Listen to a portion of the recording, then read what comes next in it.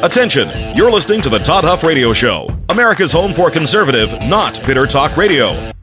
Be advised that the content of this program has been documented to prevent and even cure liberalism, and listening may cause you to lean to the right.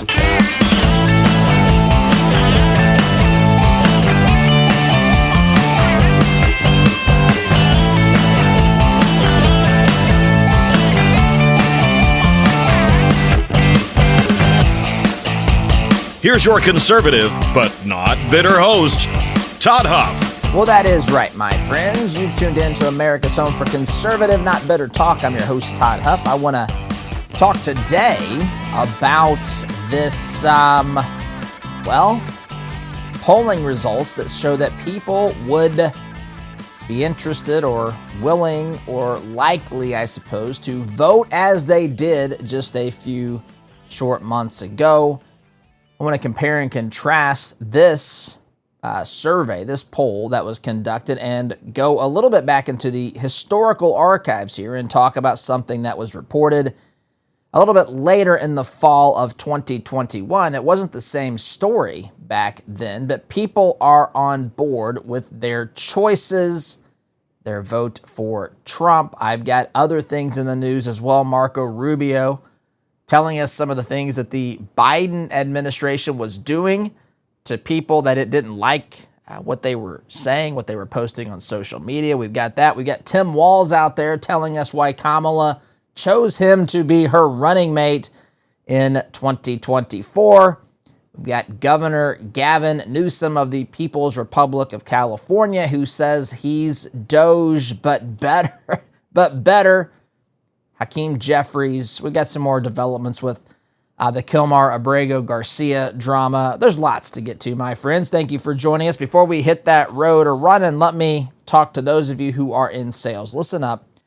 If you're in sales, you know that having a system and having an approach, having a way of managing your prospects, having a way of getting to the question that they need answered, helping them to find a solution to their problem. You know that this stuff doesn't just happen by chance, and so it's important to have a system, and it's important to have someone who is an expert help you make the sometimes very little changes that can make a tremendous difference on your level of success.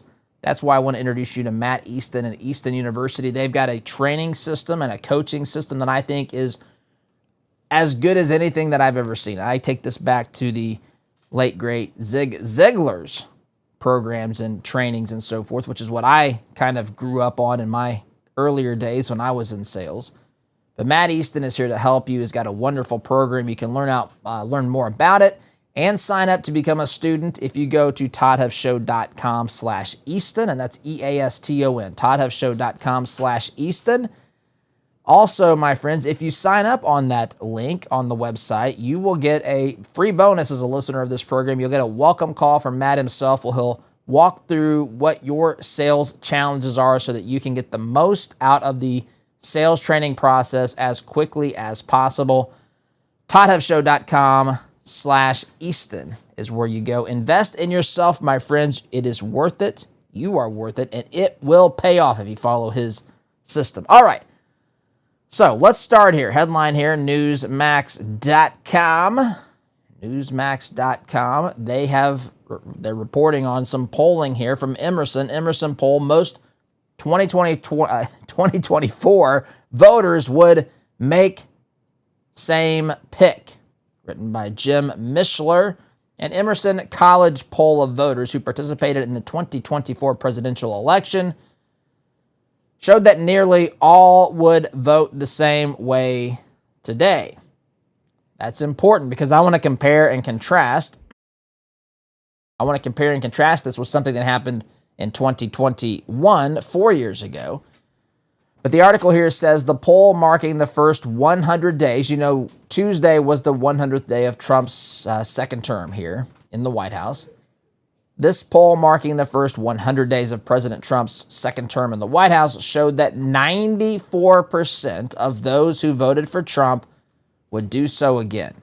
94%. So, All of that talk out there that says, and you've seen it probably on social media, you might have seen pundits mention this, reference this in some of their commentary, people who would say that Trump has lost his support. People realize we voted for Trump in 2024. We didn't vote for this. We didn't vote for Doge. We didn't vote for, I guess, a secure border, which is, of course, ludicrous. These are, again, what the left says. We didn't vote for deportations. We didn't vote for all of this stuff that's happening, right? We didn't vote for tariffs. And people are saying, well, I regret my vote. That's the story here.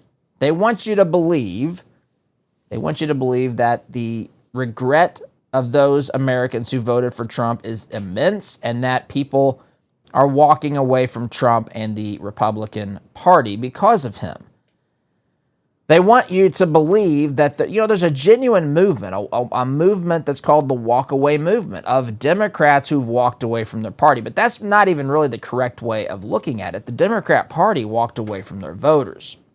The Democrat Party, instead of becoming possibly remaining a voice that had a slightly different viewpoint and perspective on some key things, became a party of the radicalized. The radical left. It has taken over. The radical left has taken over a big portion of today's Democrat Party, at least on a national level. They've taken, and maybe not in your community, but on a national level, 100%. They've taken over a big swath of the party. And the Democrat Party walked away from the core voter. It walked away from the Union Democrat. I've shared on here before. I won't belabor this because I've said this. I talk about this fairly consistently, but I'm from a Union Democrat home. My dad was a member of Local 930, the UAW, 933, United Auto Workers. He worked at, it was Allison Engine Company, I believe, when he started. When he retired, it was purchased by Rolls-Royce, and there might have been some other folks that owned things. They split things apart. I don't know the whole story, but that's where he worked right here. I'm in Indianapolis. I'm in Metro, outside of Indianapolis, but that's where he worked. I was raised in a Union Democrat household. My dad was not a radical leftist. My dad and my parents, we love this country. We're grateful for this country. I was raised to respect the flag. I was raised with traditional American values.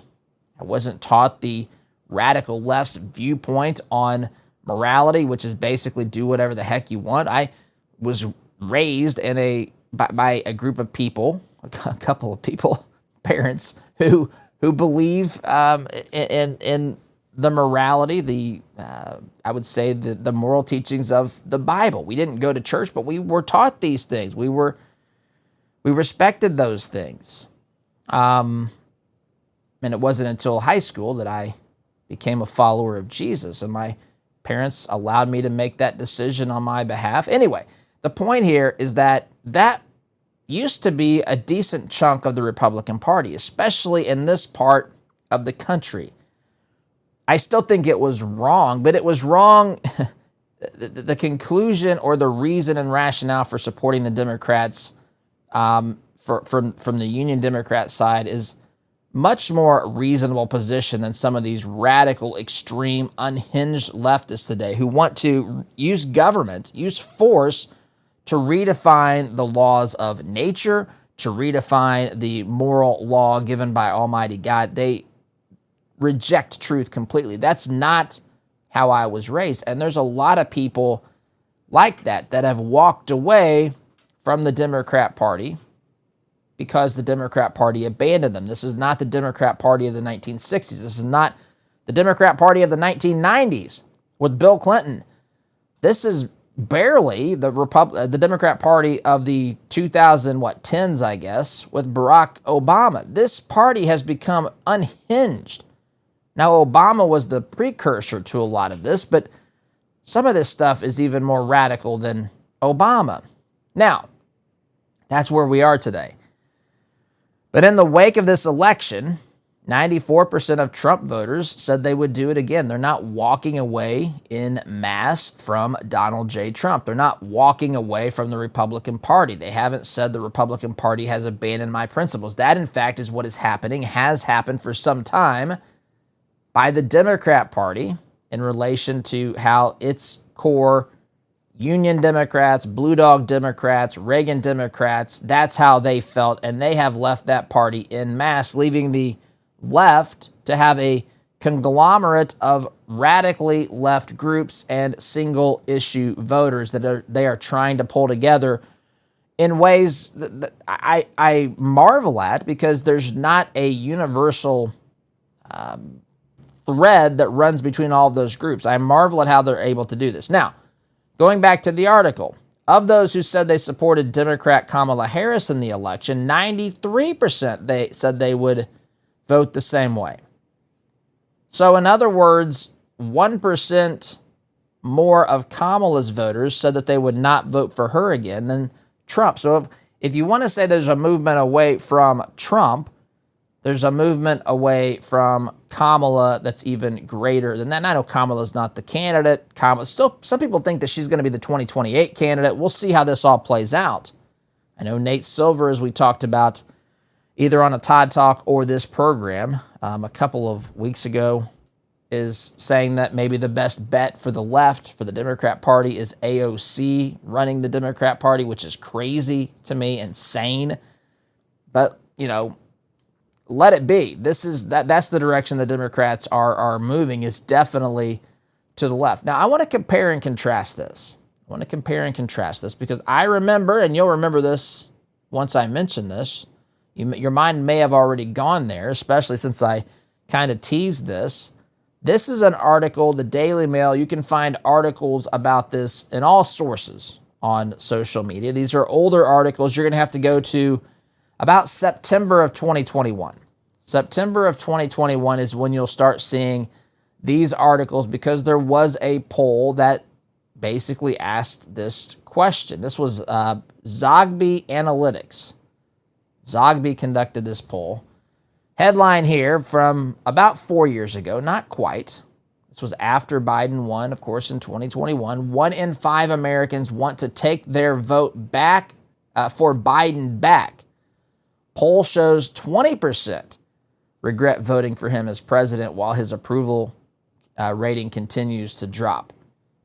So the question was, do you regret voting for Biden? 20% said yes. Now, if there's an obtuse leftist who obviously struggles at math in the audience today, that means if you took 5 people who voted for Biden, lined them up, one of those people would have said, yes, they regret their vote for Biden. I suspect it's even more than that, because you're asking people to admit to a caller, to admit on the phone to someone that they made a mistake. That's not something we're wired to do as human beings. In fact, that reminds me, I've been watching, in fact, I got my Pacers shirt on here today in the studio. I'm a Pacers fan. I'm not a fan of everything that transpired after the game, Game 5, where we beat the Milwaukee Bucks at Gainbridge Fieldhouse a couple of days ago. Well, yeah, on Tuesday night, I guess. There were some shenanigans out there on the court involving Giannis Antetokounmpo, involving John Halliburton, Tyrese Halliburton's dad. Just a lot of stuff, a lot of taunting, a lot of bad behavior out there on the court. But that being said, I love the Pacers. I'm a fan of the Pacers. That stuff's got to come to an end. But I remember in the course of listening to some of the folks talk about that event and also some other things happening in the playoffs, the NBA playoffs.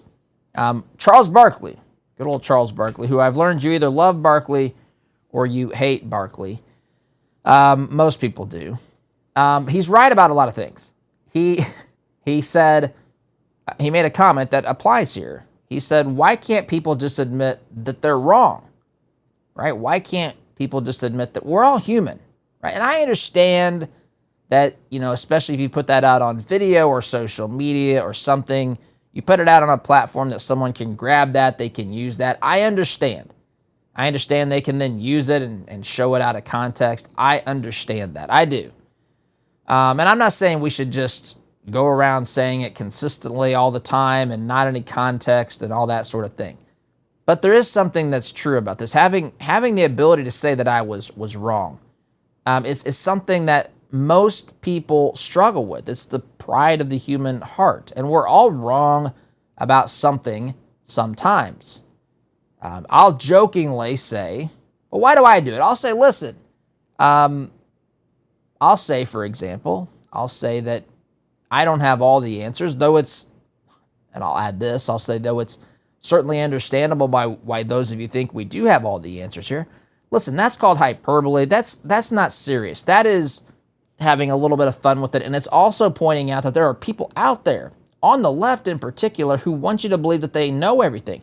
In fact, the reason that they are leftists is because they have such a high opinion of themselves. They don't think that they're wrong. Because otherwise, why would you want complete control over everything that happens in this country? I'm not talking about policy. I'm talking about the decisions that people make in their individual lives. There are leftists out there, mark my words. I've read books. I've been through classes. I've had teachers and students. We've had conversations in our classroom. This is 25 years ago, even longer, where people would say, look, parents are biased. They have an emotional bond with their child. That's not good for the child. And so some of these lunatics say the state's better off raising them. The state is better off teaching them what, they can say, well, objectively, this child has this skill, instead of a parent living vicariously through the kid or whatever, trying to mold the kid into something he or she wants them to be. They think that they're blinded by emotion, basically. So let's have the state come in. There are people that literally think this. They literally think this, who are in positions of political power. I kid you not. They believe this. And so, but that's what it requires to be a leftist. You have to believe that you have the answers truly for everything. I kind of mockingly and jokingly act like I do because it points out the hypocrisy of those who really think that they do. Instead of feigning a little bit of cockiness, they're feigning humility. Anyway, but admitting that you're wrong is something that is not a natural thing. We fight it. It's not in our nature to admit that we are wrong. In fact, for those, I remember a pastor years ago used to say, sometimes the distance between someone following Jesus and not, 12 inches, the distance from the heart to the head. In our minds, we can't come to grips with what the Scripture is teaching us, which is we're broken, we're sinful, we're imperfect, we need to be forgiven. We can't fix it on our own. And there's this tendency to fight that. Even after we accept that, there's still times that we want to resist just some of the things that are wrong about us. But so I say all that to say, when I read 20% voting, regret voting for Biden, I think it's probably much higher than that. It's probably much higher than that. So that was in 2021. The movement was clear. People were, 9 months in or whatever it was. It felt like 19 years at this point. But we were months in. We realized we had to hunker down, in the words of Governor Eric Holcomb here with COVID, hunker down, Hoosiers, and bear through those next 3.5 years with Joseph Robinette Biden running the show. We endured those years. We suffered through those years. We had Trump come back on the political scene. Of course, in many ways, he never left. He just was out of office, but he was always there. And of course, he threw his name back in the arena, I guess, to run for president. They tried everything they could to stop him. They were unable to. The American people clearly saw that President Trump, his way of leading, his policies were dramatically better than what we had under Joseph Robinette bribery. It's undeniable. And so now people in the 2024 election, based upon that, I would say that the results of that election, it makes sense to me that fewer people regret their vote because we had such a black and white comparison going into that election. We had, I know, of course, Kamala replaced Biden on the Democrat nomination there, their candidate for president. But you had that way of doing things. You had the way of doing things that had open borders, that had high inflation. Did you see inflation is zero right now? Inflation is zero right now. And it's because of what Trump's doing through Doge. They're cutting. Listen, what causes inflation, I've been through this numerous times, is that the government, the federal government specifically, prints more money than the value created by the economy. So you produce extra money that doesn't correspond to actual value of anything produced in the economy. And so you water down the value of all dollars out there in the marketplace. And that's what causes inflation. It's not caused by trade unions. It's not caused by foreign governments. It's not caused by state governments. It's not caused by greedy businesses. It's caused by the federal government. Trump's got that down through his aggressive ways of cutting government waste, fraud, and abuse through Doge, through the restructuring of our government. Inflation is under control. This 2024 election, and especially now that we're 100 days into this, Trump, his administration in his second term, we can compare and contrast which of these things are better. Everything Trump has said everything Trump is doing, he's told us he was going to do. None of this should be surprising to anyone who paid any attention to the campaign trail. He talked about these things. He talked about the border security is beyond obvious. Deportations is beyond obvious. Tariffs. He talked about tariffs. He talked about incessantly America first. He talked a lot about explaining how the United States of America has been taken advantage of, even by our allies, when it comes to us being the piggy bank or the slot machine for the rest of the world to just fund whatever nonsense or provide military assistance or aid or whatever any single time that they need it. Even if they don't need it, the United States is standing there over the shoulders of these other countries who rely upon that. They absolutely rely upon that. Trump said, look, it's not going to be the way that it works anymore. And the full picture is Trump saw people suffering in the 4 years under Biden. He saw what inflation did. He saw that people are struggling to make ends meet because of the economy and because of these other things, because the government is too big, because the government's wasting money, because the government has basically said we're going to take care of all the world's military needs. Trump says enough of that. That's what's happening. It's right there for anyone to see. I've got to take a time out, my friends. Sit tight. Be back here in just a minute.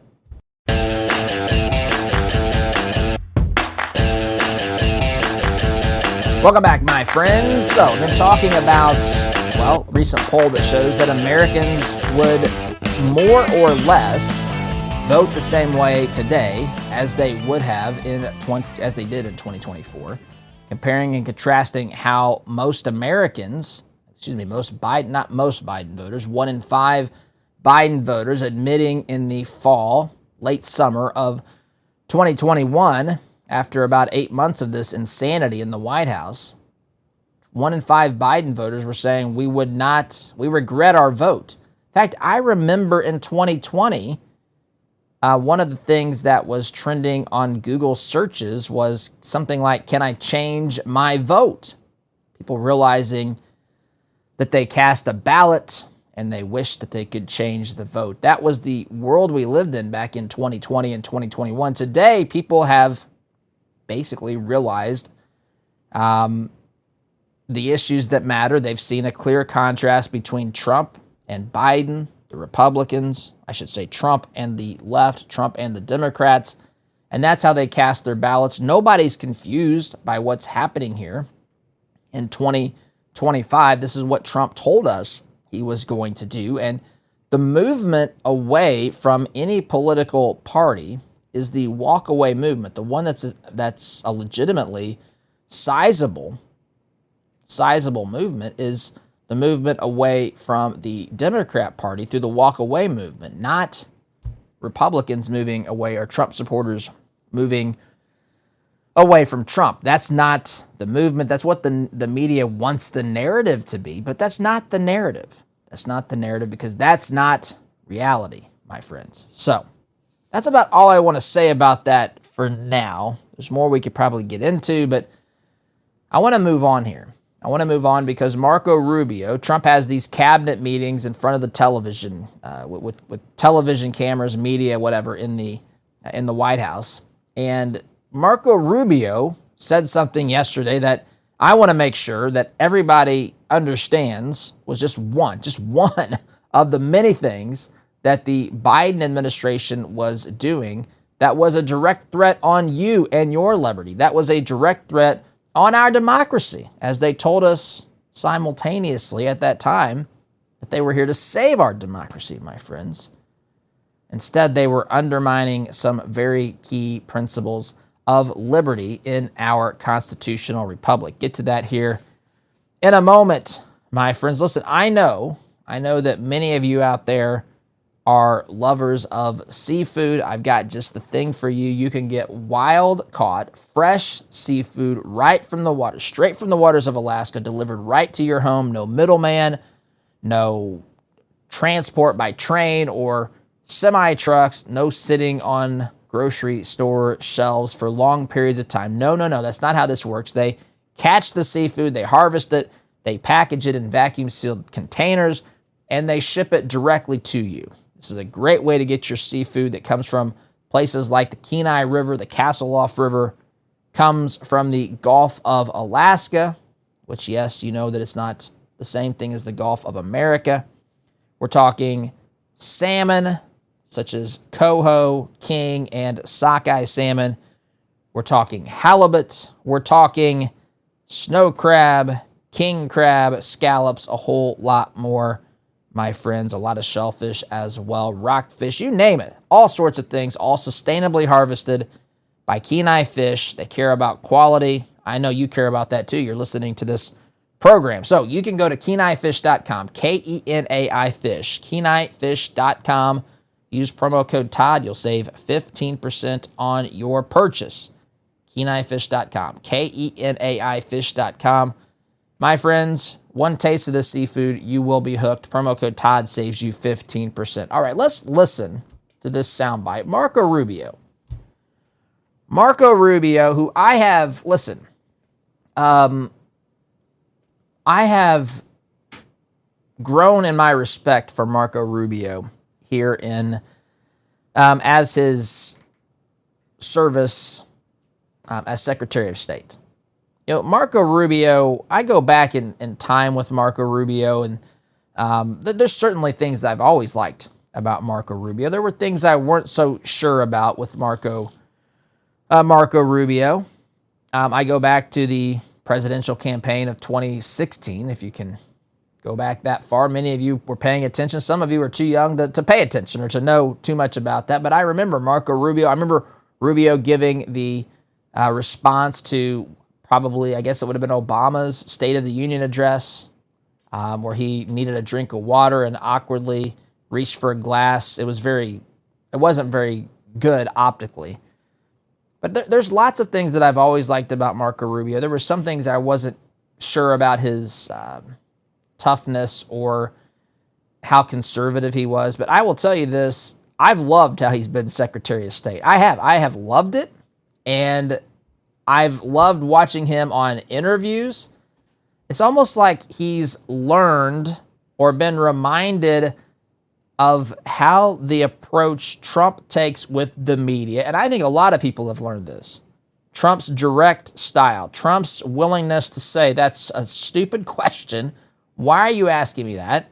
You're fake news. Now, not everybody can pull off a Trump, but everybody can learn from that. Everybody can say, it's not always a good idea just to let it, go unaddressed. When problems become so rampant in our society, in our culture, in our media, when it's a constant assault and it's constantly an attempt to malign, mislead,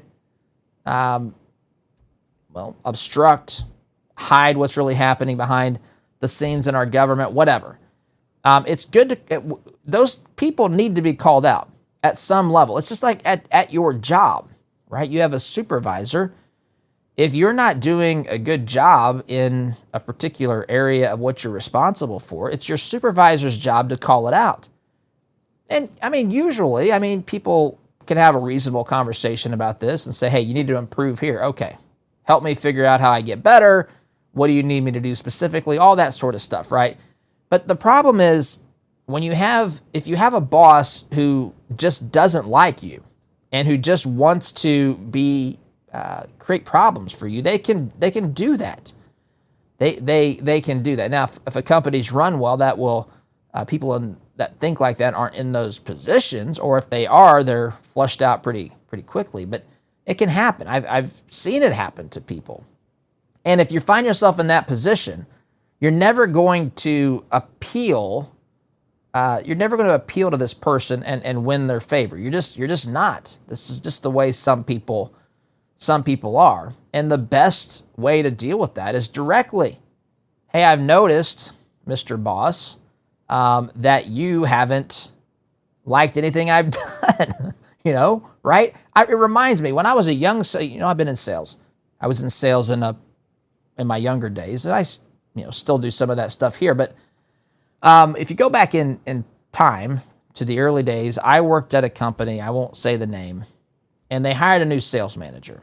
And the requirements they put on the sales team, the requirements, which are the bare minimum to basically keep your job, would have put the sales team in the top 10 or 20% of all sales reps in like a 5-state region. This was for a bigger, we were reselling products for a bigger company that you all would have heard of. Although the name has changed, you would have heard of it. Anyway, and I thought that this was crazy. I understand that we should aspire to be that, but not everybody is an all-star.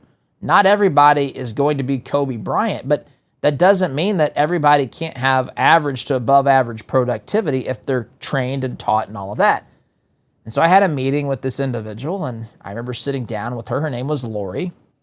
And we started going through some things, and I brought this up. I said, Lori, I said, I'm a little concerned about these new standards or expectations. Like, these are the bare minimums. I don't understand why they're so high. It would be like expecting everybody on the cross-country team to run a 4.5-minute mile or some such thing.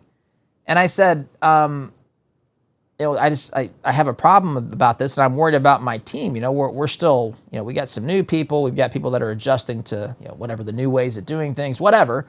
Just concerned about this. And she looked, I kid you not, she looked me in the eye sitting across that table, and she said, why do you keep talking about your team? And I said, what do you mean, why do I keep talking about my team? I said, I don't think that question deserves an answer. I did, man. I was 21, 22 years old, something like that. And she looked at me and she said, this meeting's over. I said, I think it is. And I left there maybe a month or so later. The point is that I know that that's the way that some bosses sometimes act with their people. And if you don't deal with it directly, which is what Rubio does here, and what politicians are learning from Trump, it's not going to go away. They're actually going to say, hey, they didn't push back there. Let me push a little harder. I'm not saying to be insubordinate. Please don't misunderstand me. I'm not saying that. But I am saying that when it comes to your position in a real world environment, but also in relation to how the government operates, if we're not going to push back on some of this stuff, it's never going to get fixed. And I like it. I see Rubio doing it. I got to take a break. I'll play that soundbite on the other side, my friends of the timeout. Back here in just a minute. Welcome back. So Rubio, other Republicans have learned to push back, to be direct, to call out some of the things that have been systematically wrong. Well, I don't want to say systematically. Our system isn't the problem. Our problem are the people running the system, and they have been, how they've been running the system, how we've been allowing them to run the system. So I'd let you decide if that's the right word. Is it right to say systematically if I'm referring to the person running the system, or do I need to come up with a different term? The system itself is not the problem, though. The problem are the knuckleheads and clowns who have been running the show and have created all this mess for you and me, this administration, to dig us out of. All right, so that being said, as my voice is dealing with allergies here, Marco Rubio speaks up yesterday at the cabinet meeting that's in front of the television cameras.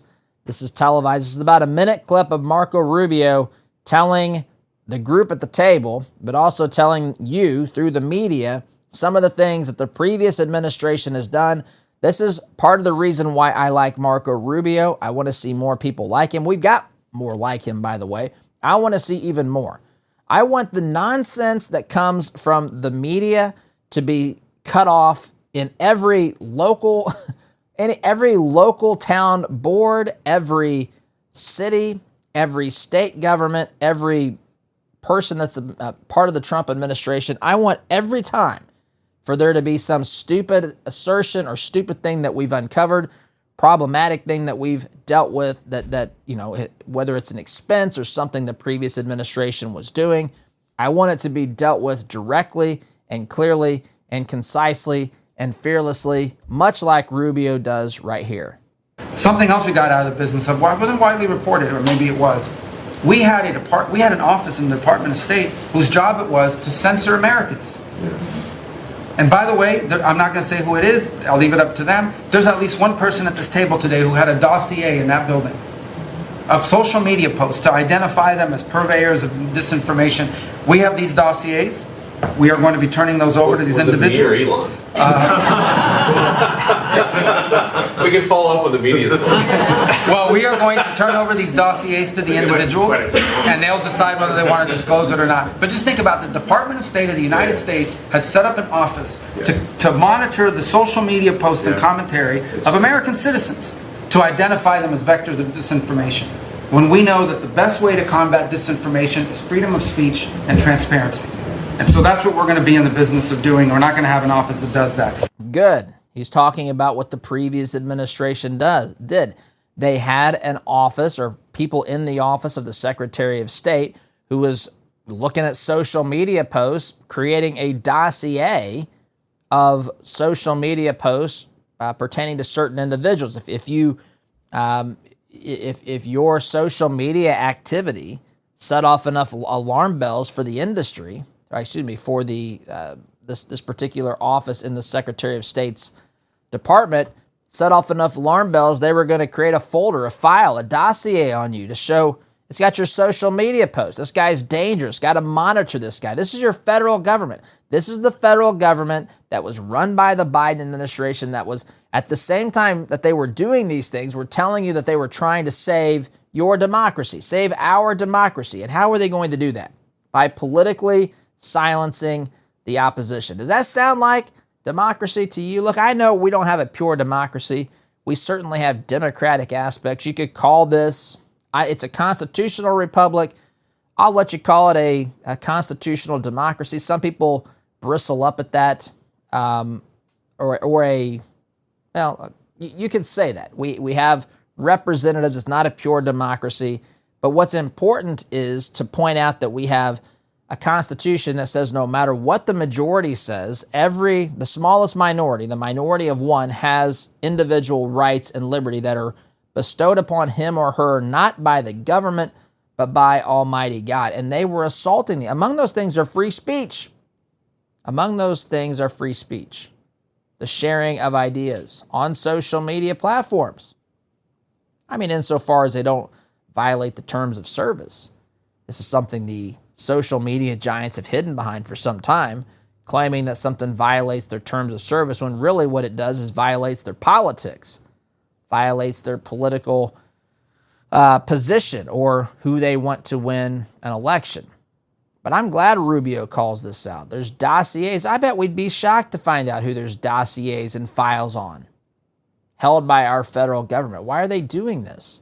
So I understand if you're out there calling to organize a terrorist activity, okay, that's an unlawful thing. We need to figure out what's going on here. We need to get that stuff under control. But to share political ideas and viewpoints and belief about any number of things that are happening in this country. That should not be tracked and monitored by the federal government. You know, the founders would lose their minds if this was happening. If they were here watching this happen, if this happened at their when they were, founding and building this great nation, they would lose their minds. This is a danger and a threat. This is a much graver danger, threat to our form of government, to our liberty, than anything remotely close to being uttered by anyone in this administration. The previous administration was dangerous, my friends.